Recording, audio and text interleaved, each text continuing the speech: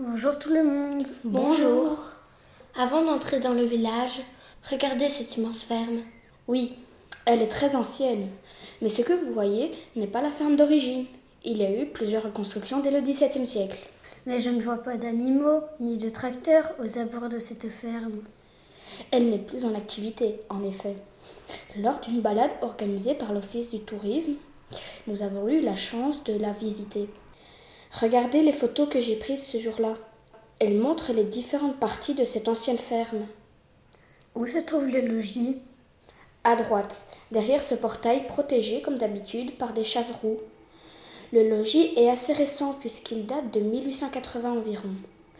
L'ancien logis, qui a subi un incendie il y a 25 ans, a été remplacé par des garages par le propriétaire actuel. Il se trouvait ici, à gauche du portail. J'ai une ancienne photo de ce logis, vue de la cour. Et après, ce sont d'anciennes étables, je suppose.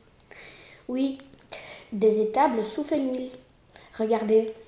Il y avait donc des vaches et à l'étage, on stockait le foin, c'est juste ? Eh bien non, là, il y avait des chevaux. La hauteur des portes est plus grande, les mangeoires sont plus hautes et le sol est en pavé de pierre calcaire, près des mangeoires. Pour mieux résister aux sabots ferrés des chevaux, je suppose. C'est exact. Ensuite, il y avait des étables pour les vaches. Le sol est fait de briques en terre cuite, produites localement au XVIIIe siècle. Quelle différence entre le côté extérieur de la ferme et le côté cour ?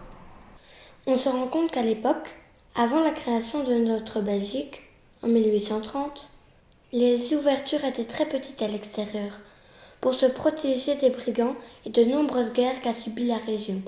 Et là, dans le coin, les portes sont encore plus basses, c'était l'abri des moutons ? Cette partie de ferme, la plus ancienne d'ailleurs, a peut-être abrité des moutons au XVIIIe siècle, mais a accueilli plus tard des cochons. On le devine par les séparations à l'intérieur de la porcherie.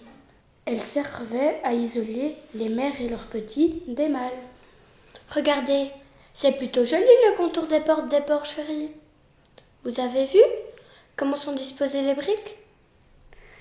On appelle cela un arc de décharge. Cela permet de diminuer le poids du mur, appuyant sur le linteau. Les charges du mur sont plutôt repoussées vers les côtés, vu la disposition des briques. Bref, c'est plus solide pour soutenir le mur au-dessus de la porte.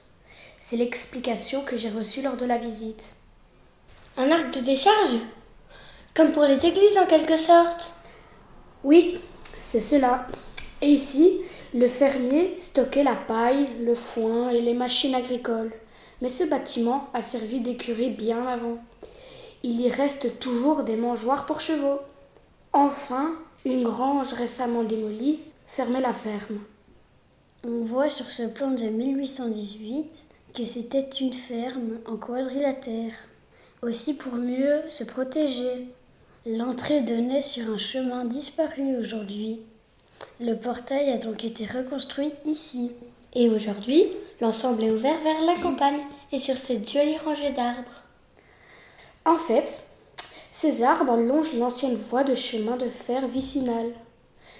Cette dernière a été remplacée progressivement par les bus, que l'on emprunte pour passer d'un village à un autre ou pour aller à Agny. C'est pour cela que l'arrêt de bus devant cette ferme s'appelle la gare. Oui, il y avait bien une station, un arrêt pour le tram à Merdorp, un peu plus loin d'ici. C'est ce point sur cette carte de 1921. Elle montre tout le réseau de trams de l'époque. Et sur cette carte de 1962, on aperçoit encore le tracé des voies aujourd'hui disparues. Crois-tu qu'il reste quelques traces cachées dans cette rangée d'arbres ?